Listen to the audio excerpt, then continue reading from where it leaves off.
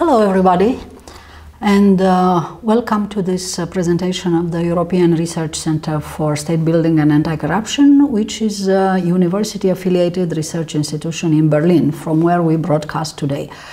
The name of the university is Hertie School, the Management University in Berlin, and my own name is Alina Mungiu-Pippidi, and I'm very happy to see you all here in this online meeting, and I hope that in the next years we could also meet in real meetings in Berlin or elsewhere.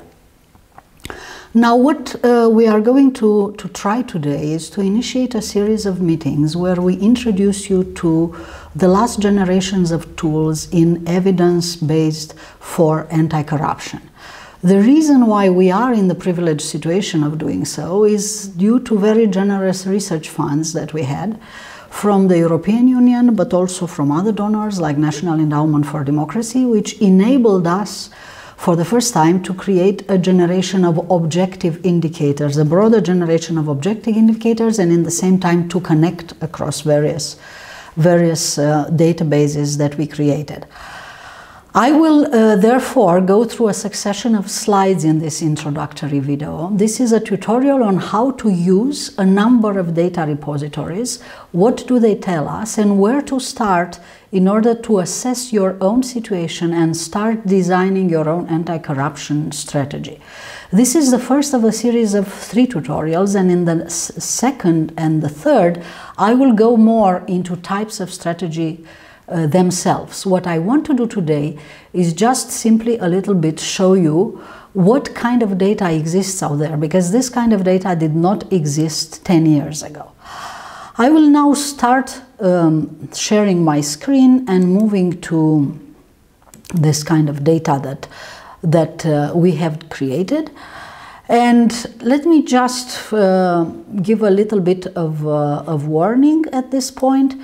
And the warning really is that I know that many people believe that anti-corruption is something which, as in coronavirus or other things, everybody expects some sort of miraculous pill to solve this common illness for every one of us. But unfortunately, this does not exist. It is a lot more complicated than that.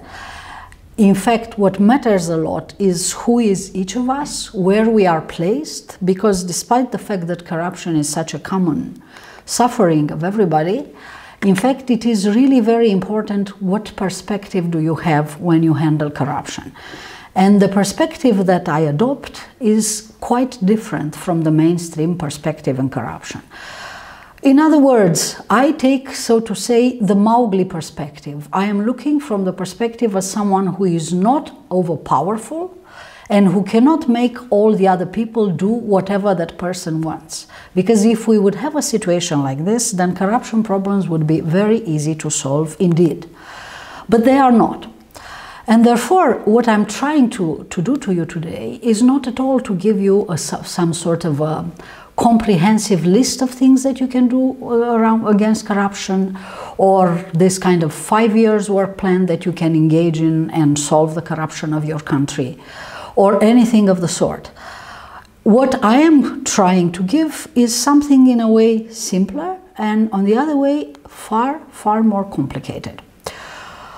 So what we are aiming to at ERCAS to share is how to use what little science we have to understand basically how to do something against corruption, who could do something, when and how. And the main resources that we put together on our new webpage are this www.integrityindex.org, which in fact allows you to look at the actionable components of corruption, the determinants of corruption, the causes of corruption researched by us. The www.europam.eu, which allows you to look at public accountability legislation in 35 countries, but despite the fact that we only have 35 countries, the rule actually applies to all the countries in the world, and I'll show you immediately what you can do with that for your use. opentender.eu, and finally www.againstcorruption.eu, where the main product that we share today, which is a good governance forecast based on 10 years trends in integrity, is going to be showed. Now, the main research questions that we put in our work and that we try to open to answer by these databases are how to engineer successful transitions to good governance. Successful transitions to good governance is getting to this kind of good governance benchmark. In other words, a government which treats everybody fairly and equally from wherever point you are. And the points where you are can be extremely different. We all acknowledge that. But in order to do this, first we have to know where we are, right? So we have to establish where a country's governance is in the present moment of time. And we call this a governance context. And then we also need to understand if a country changes or not, and if it changes for the good or it changes for the bad. And that, as you know, it's very difficult to establish by evidence. If you look back onto your own country, you will find a lot of contradictory facts. So knowing if a country improves on corruption is one of the most difficult questions which exists in social science. And related to this, can we in fact forecast where a countries go in an interval of time? Can we actually produce a forecast on good governance, which is in the same time accurate? So in other words, we are able to predict most countries, and in the same time specific, shows us why a country is going this way or this other way. In other words, we can act on it. And of course, can we do this based on facts and not just on perceptions? Because otherwise, you know, experts exist who tell, I like this country, I don't like this country, Greece is as bad as ever, or Brazil is as bad as ever, or Sweden is as good as ever. But we really do not know why. And we are trying to go beyond this kind of subjective perceptions in order to somehow understand where countries are going, if they are going anywhere, that is. Therefore, what we do tries to go beyond the perception indicators, which were very popular in corruption research and which had their fantastic qualities because they were very, very good for naming and shaming. You know very well that all governments are shaky in the day where corruption perception index is published because, you know, it's a reputational issue. But in the same time, nobody really knows what the scores in corruption perception index mean. What exactly do these scores mean? What is behind them? Why is Qatar perceived as less corrupt than Spain, for instance, right? So like many other ratings, which actually are averaged in corruption perception index, they are obscure. We do not know what those experts had in mind when they rated these countries. They may have had actually very valid and legitimate things, but there is no way that they can convey this to us. And therefore, this kind of instruments are really not good to check oneself and understand if one is on the good track or one is not on a bad track. Now, if we look at this kind of perception indexes, like the first generation of corruption indicators, like corruption perception index that I mentioned, or like control of corruption from world governance indicators of World Bank, which are very similar in many ways. And if we look at 10 years trends averaging countries by continents, what we see is that the world is terribly flat. In fact, the world has not really changed in the past 10 years. And if we extend this for 20 years, it looks indeed very, very much the same. Of course, you see North America and European Union on top of everyone else there as the dark purple line.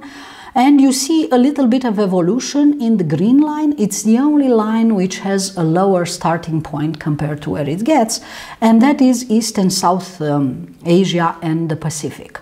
But it's a very small evolution, in fact. You know, if you break it down in the way that indexes are constructed, you start doubting this evolution. So anyway, if you look at all the others, that is perfectly flat.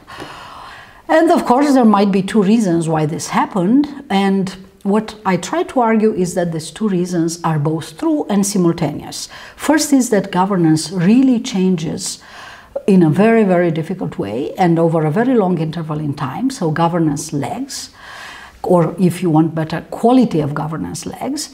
And the second thing is that indicators that we have are very lagging themselves. And this is due to their nature because they are averages of several expert scores.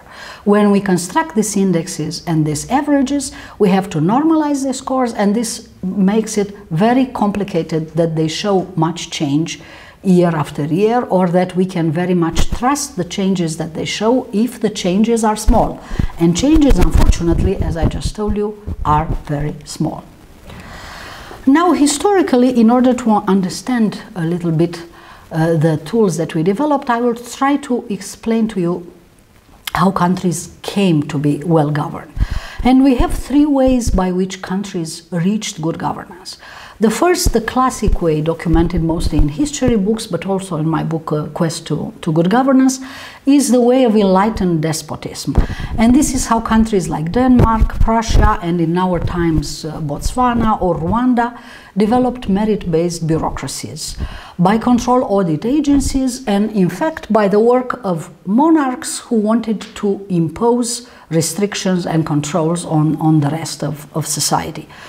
And this works, except that it is a very difficult path to reproduce. One cannot, of course, get an enlightened despot when one needs one, right? So there are lessons to learn from these models, but not as many lessons for our countries, because a lot of our countries already hold elections, and therefore it's simply too late for us to seek an enlightened despot. Despots can be found, but it's also difficult to enlighten them. So let me move to the second model. The second model is external intervention.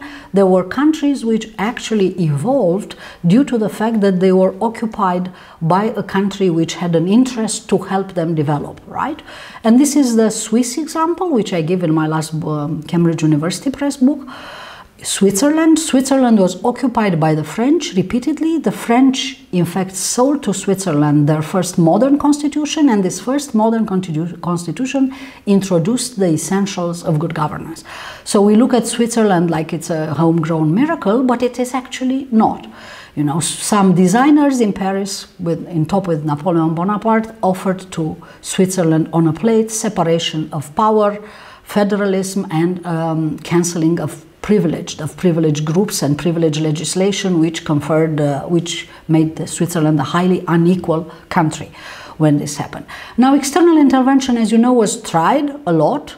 You know, in recent times, we had American-made anti-corruption strategies in Iraq and Afghanistan. I have been myself a part of some external interventions in Kosovo and other places, and so far, we have never been able to reproduce successfully this Napoleonic big success in Switzerland. So personally, I have become quite a skeptic on this, and I come to trust more what people do for themselves by domestic emulation in their countries, rather than benevolent foreigners coming and telling you how to run your own countries. We're not all of us Napoleon, and Napoleon himself was rather difficult for the world to bear. It had high costs also. So let me move to the third way, which unfortunately in our own lives, mine as well as yours, because I have been an anti-corruption activist aside from being an academic and an investigative journalist in my youth, and this is the democratic way. The democratic way is very complicated because it requires collective action. It's completely chaotic. People have various interests. Groups which in fact seek profit for themselves to the detriment of society sometimes are more cohesive and better organized than the rest of the society. But nevertheless, this is more or less the way in which democracies have to go. And historically, the examples that we have of this are more on the likes of the United Kingdom and in particular United States.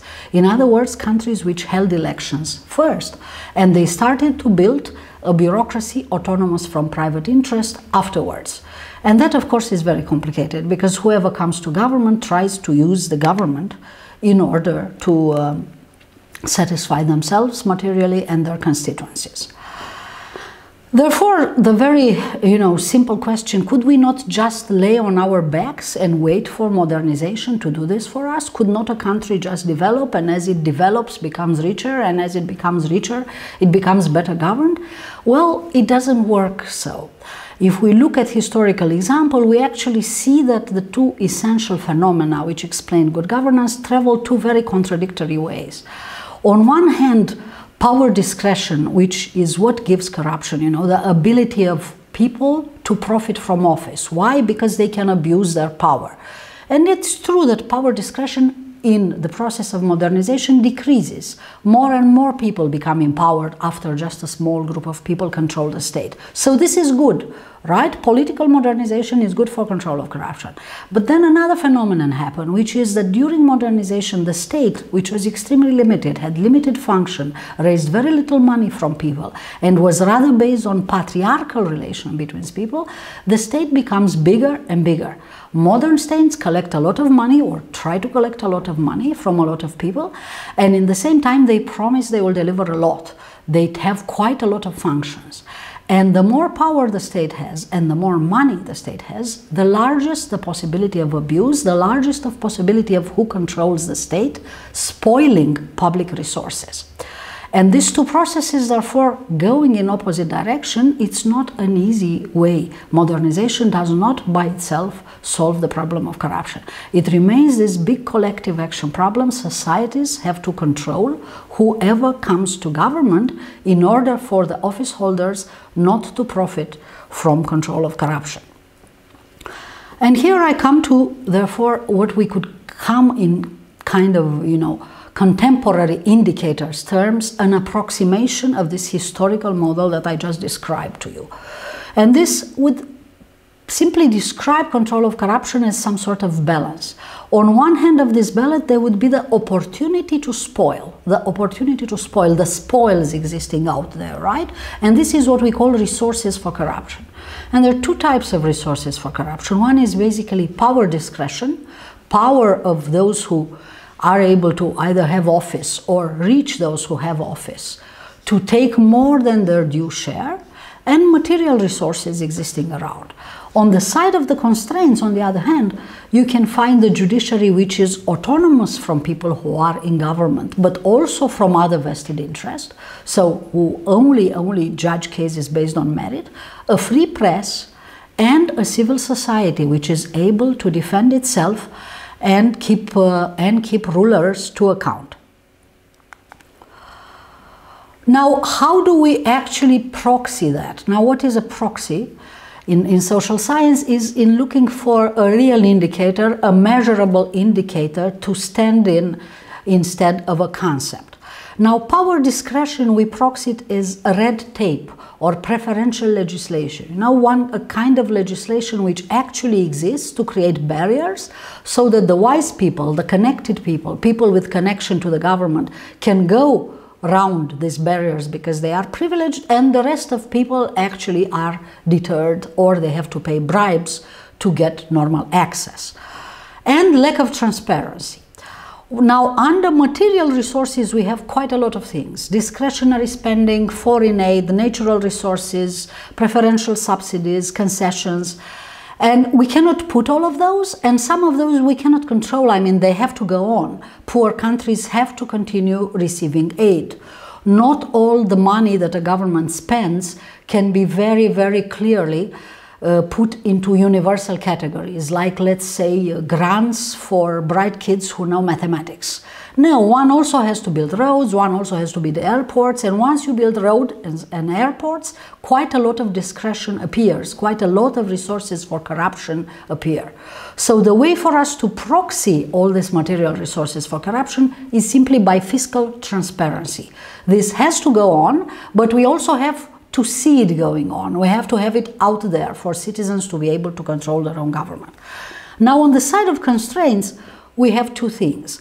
On one hand, we have the legal constraints. In principle, as I said, just the judiciary, but can also be other institutions which are autonomous from government and can control government behavior. And normative constraints. Normative constraints consist in public opinion, media, and civil society. For civil society, we use a special proxy which we call e-citizens, which you may, read as electronic citizens or as enlightened citizens. Basically, it means internet household connections plus Facebook users. And if I know the figure of this, I can predict 2/3 of countries in the world how corrupt or how less corrupt they are. So it matters quite a lot to have citizens out there, people out there who are electronically empowered, right? This seems to have a very important explanation. How did we select this proxies? I just told you we selected these proxies through a lot of research. All this research is peer-reviewed and published. You can find it on our webpage, so I do not insist on this. Okay, so what do we do is that we put together these resources and constraints into one index. This index we call Index for Public Integrity, and it is the place to start in order to understand the context of your country, right?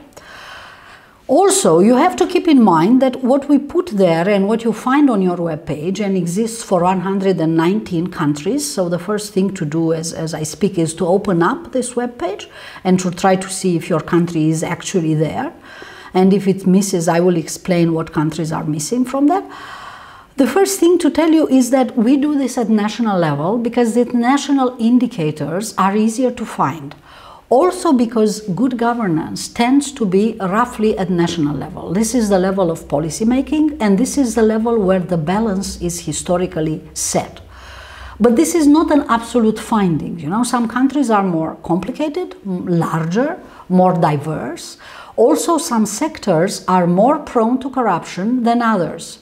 So despite the fact that the national place is the way to start in order to understand your public integrity context, there can be differences across regions, or there can be differences across sectors, and indexes for public integrity, as long as you understand this logic of opportunities for corruption versus constraints for corruption, can be reproduced in all these areas. Researchers have already done it. They have done it by region, and they have done it also by sector.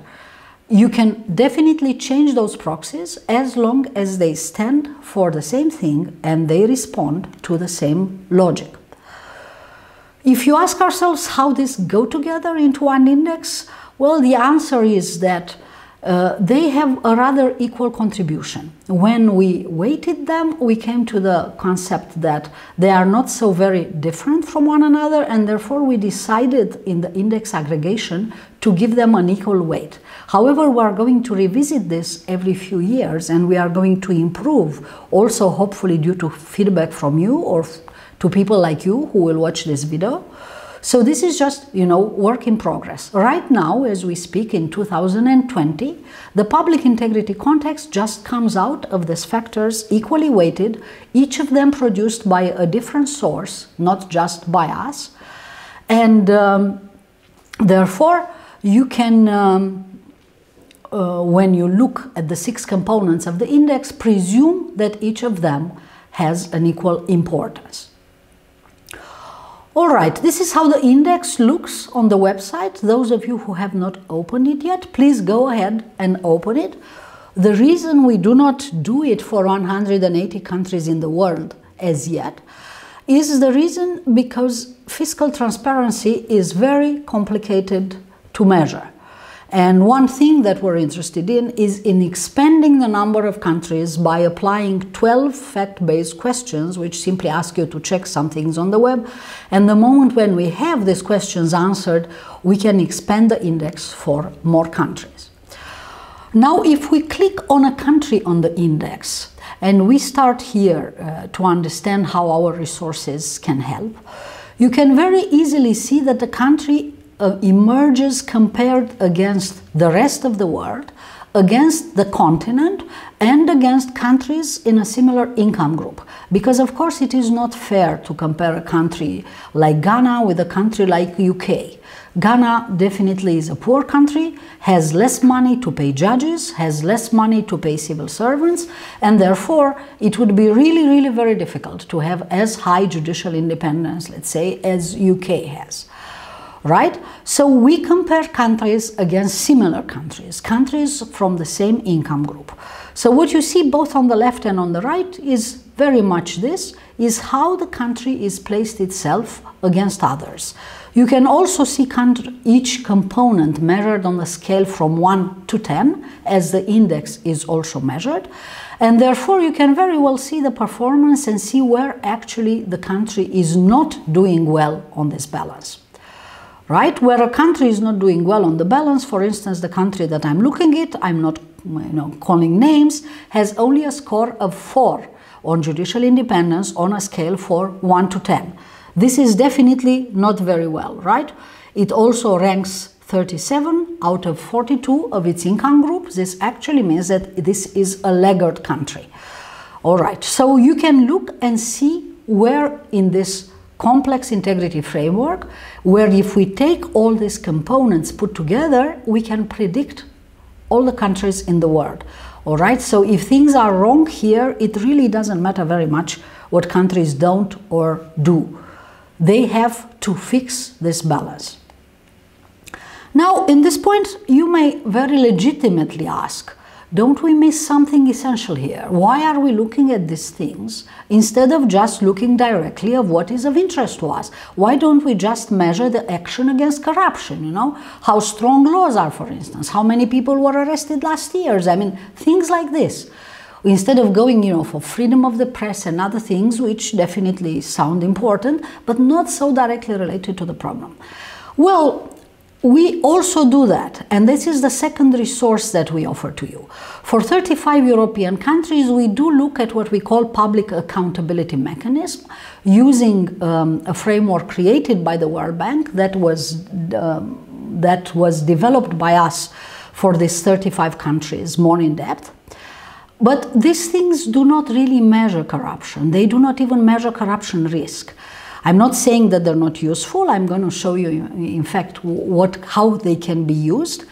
But the big lesson to take out of this experience, and they were definitely worth aggregating before, because without aggregating them, we cannot research them, is that, in fact, de jure, the rules, the laws that exist, either in judicial independence or in control of corruption, and the de facto, the outcomes, what really happens, indicators correlate very poorly, or in fact they correlate negatively.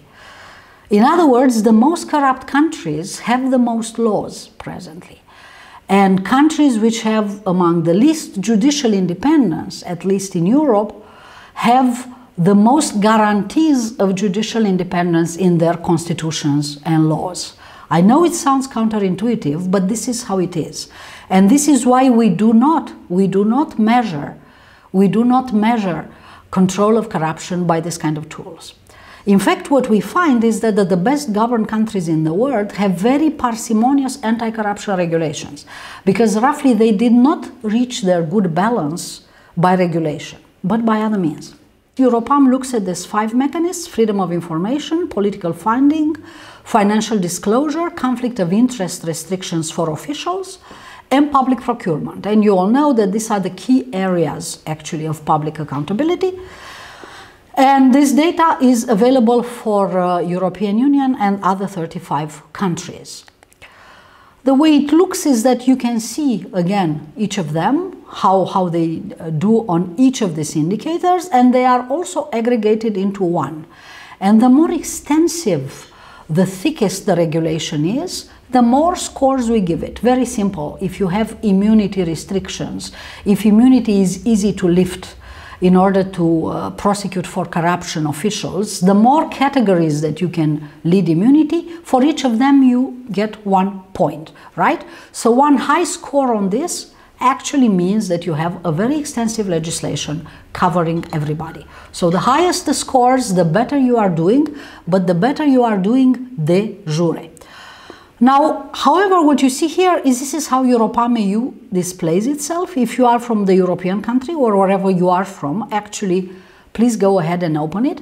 There is an Excel table of data where you can see the entries of every small piece of legislation. So if you like any of these countries, you think any of these countries do well, you can definitely open up that country and look exactly at what kind of legislation it has, in order to be a source of inspiration for you.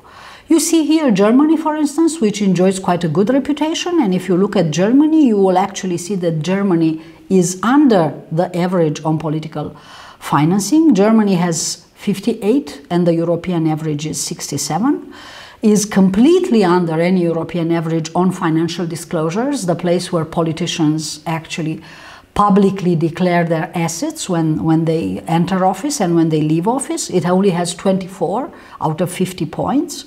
It is doing slightly better than the European average on conflict of interest. It is doing worse on freedom of information, and again, it is doing worse on public procurement. So you can very well see what Germany does well or not. It also allows you to do comparative legislation by countries. For instance, if you ask, is disclosure of final beneficial owners required for placing a public bid? In other words, a tax haven company can come and bid in a public tender in Europe for public money, and this map shows you in a second who can do this or not, right?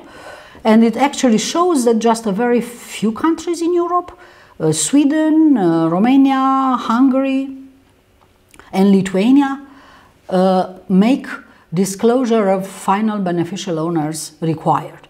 So you can look at this on Europam, and it will give you some ideas. Okay, what it does not give you an idea of, however, is in fact how corruption is actually controlled. What is the outcome of this regulation?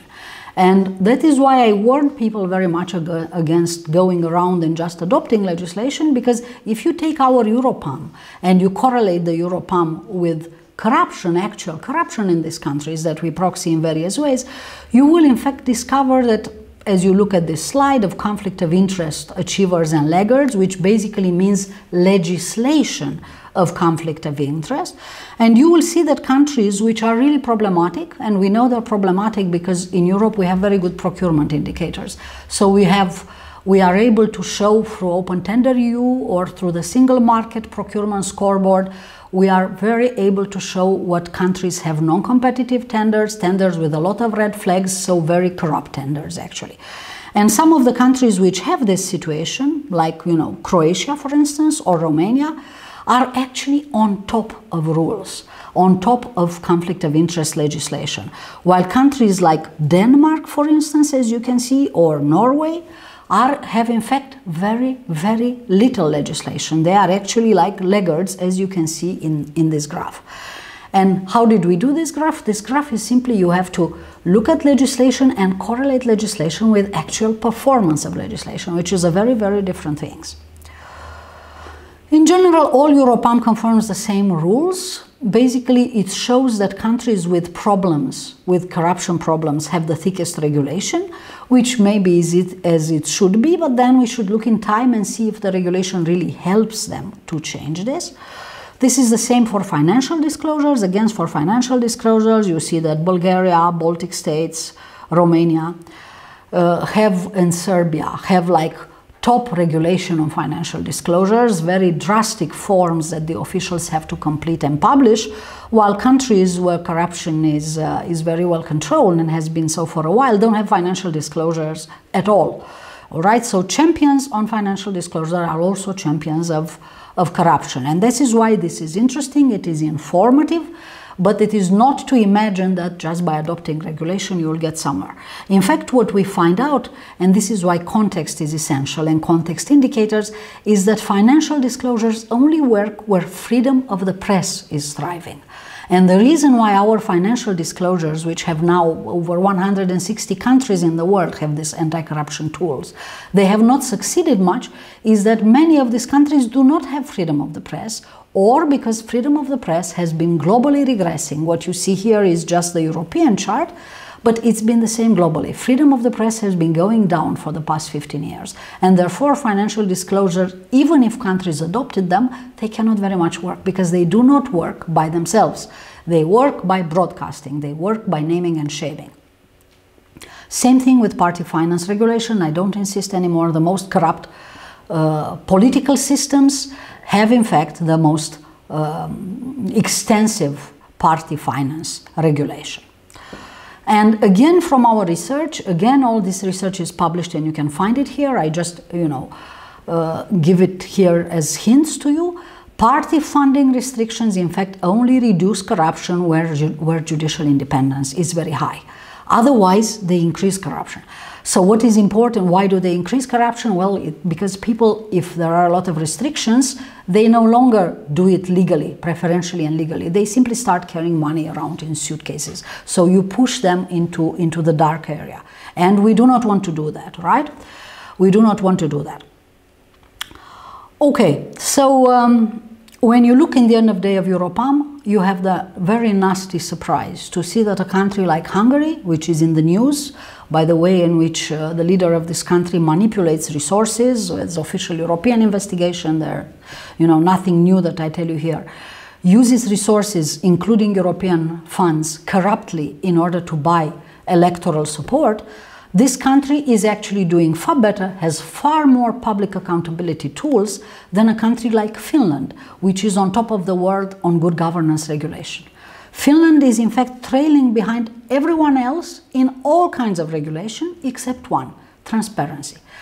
Finland does best on transparency, and this is also what research shows us on party funding. It shows us in fact that the most important thing on party funding is that it is transparent. Know that it is limited by this and this limitation, but it is transparent. But how do I know what I tell you now? Well, I know that I tell you now because I can put together in our research resources like this database on legislation with actual resources measurements of corruption. Only by having both and putting them together, we can start learning something about what tool performs in what context. And this is the essential evidence-based in anti-corruption, is in order to try to understand what to do in different contexts. It's very different if you are Mowgli versus you are Napoleon, right? And we have to come up from different standpoints with solutions. So we have these tools. These tools, therefore, do two things. One is to make you understand the balance of a country.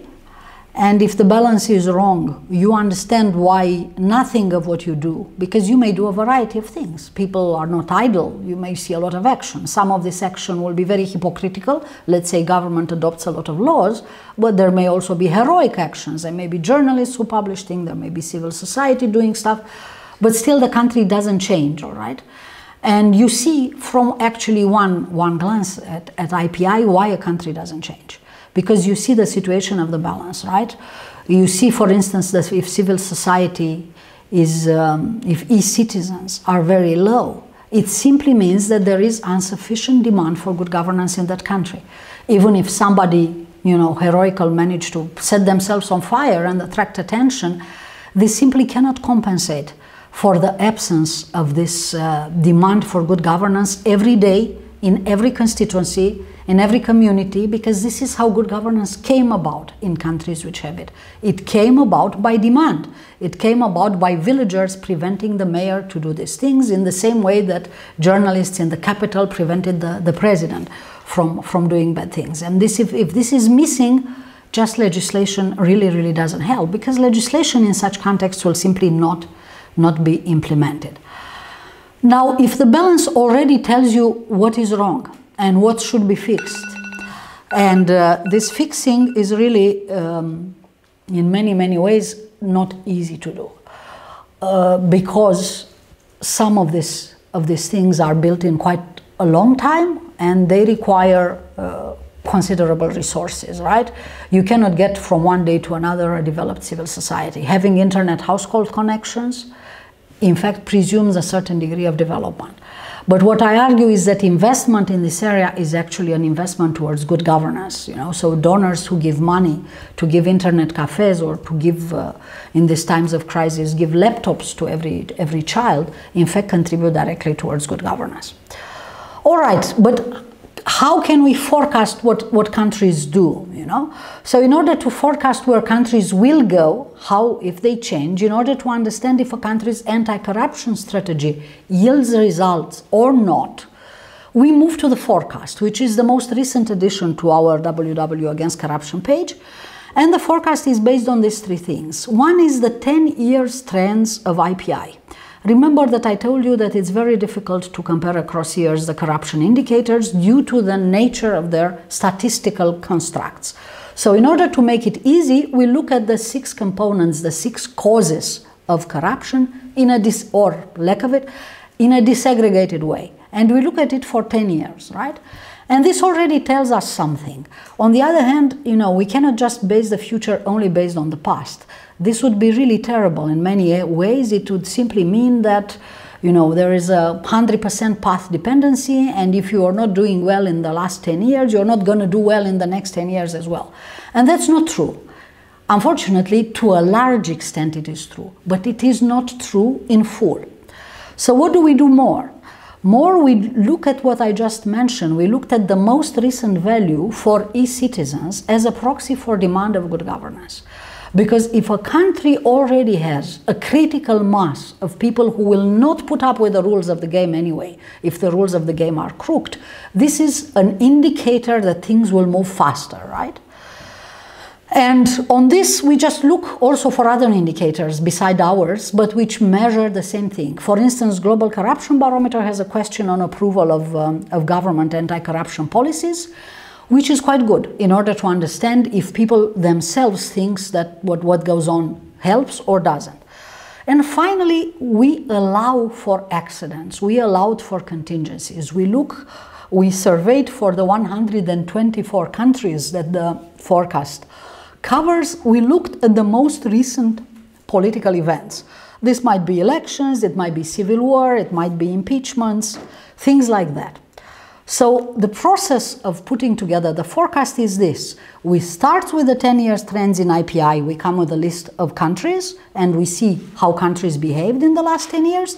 We then move to include these recent political contingencies, right? And we, in the end, weight by this present demand for good governance on e-citizens. And then we forecast if a country will stay likely as it is, will improve, or will actually backslide.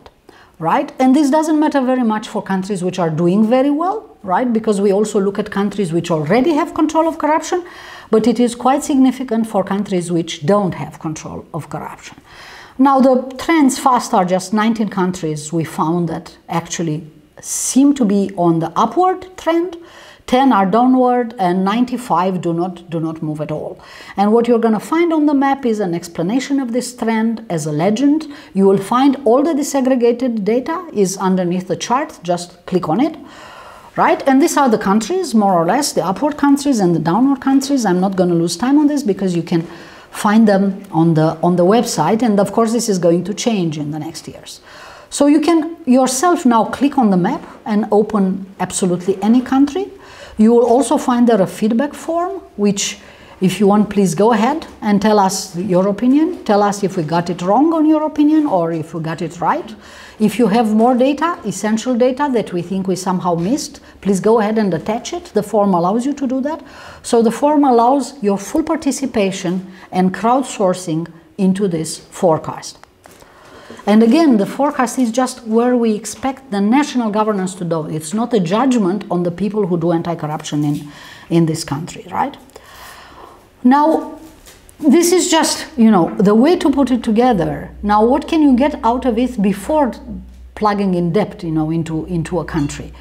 Is if you are, for instance, a donor and you look at a country which has not changed and it's not about to change, then definitely the strategies which are going on are not very good, right? And in particular, what is not good is the theory of change. Your expectations on these countries should be revised in order to understand why the country stagnates or why the country, you know, despite everything that you have done, is still there. And of course, the Index for Public Integrity is just the starting point to understand, but it's also the essential point. It's the point which will place your efforts in the governance, in the broader governance context. Now, if the country is an achiever, right, you can try also to understand what made this country do better. Who are the groups which are making this country better? And of course, you know, as a donor, support should go towards the people who promote this change rather than this very classical channels of, you know, creating more institutions, adopting more legislation. Finally, if a country is a backslider, then nothing much that you can do is there that you can do in this country domestically. In fact, the risk is that the more money you give to this country, the more you contribute to resources of corruption. So these are the cases where actually international sanctions were applied, or any sort of protection for the anti-corruption fighters in these countries, or simply for the opposition in this country, because very likely you will find that the opposition is the one which is sent to the Special Anti-Corruption Court, while the government, which is the most corrupt, just, you know, changes the constitution to be there for 5 mandates. Now, of course, if you are civil society, I realize that it is very depressing to say that 95 countries will not change, and out of them probably 60 have quite a bad situation, so they should change. Well, the answer to civil society is your own development, basically. You need to develop more and achieve far broader interest representation, but I will not spend more time about that, because in fact I will film another tutorial which is just about how to develop civil society for anti-corruption, not only NGOs, but the kind of civil society which matters, the kind of civil society which historically played a role in countries which have good control of corruption. Now, and I would like to end of this, of course, is how can you engage with us? I mean, thank you for listening to this video tutorial, but we would love to hear more than just questions. We will also provide a Q&A form on the web that you can research. But what we would like to do is to also bring your contribution if you study these tools and you think that they can be helpful in your work. So, in other words, we can always expand the list of index for public integrity countries if we can have more measurements for fiscal transparency. Write to us and we will send you the questionnaire. You may not want to do this, but you would like to review somebody else's work, write to us, and of course we're going to do this. We have meanwhile developed something that I'm not showing to you today. It will be the topic of a future tutorial. A fact-based measure of transparency. We are looking for reviewers for our work on this. If you are very familiar with the digital environment of your country, right, please volunteer to do this. We try to do this for as many countries as possible, right? On public European accountability webpage, if you are in one of these 35 European countries and if you know the legislation really well, please also write to us. We are constantly looking for volunteers to update this. Europam is at the level of 2018 and a lot of change goes on everywhere. People change their legislation, add new legislation, and we have to change it also. Finally, in the forecast, as I already told you, we are very, very happy to receive your comments and to send any kind of data if it contradicts us. And again, engage us to ask if your country is missing and if we cannot come up with the data to put your country in. Thank you very much for watching this video tutorial, and you will find a Q&A form on the website.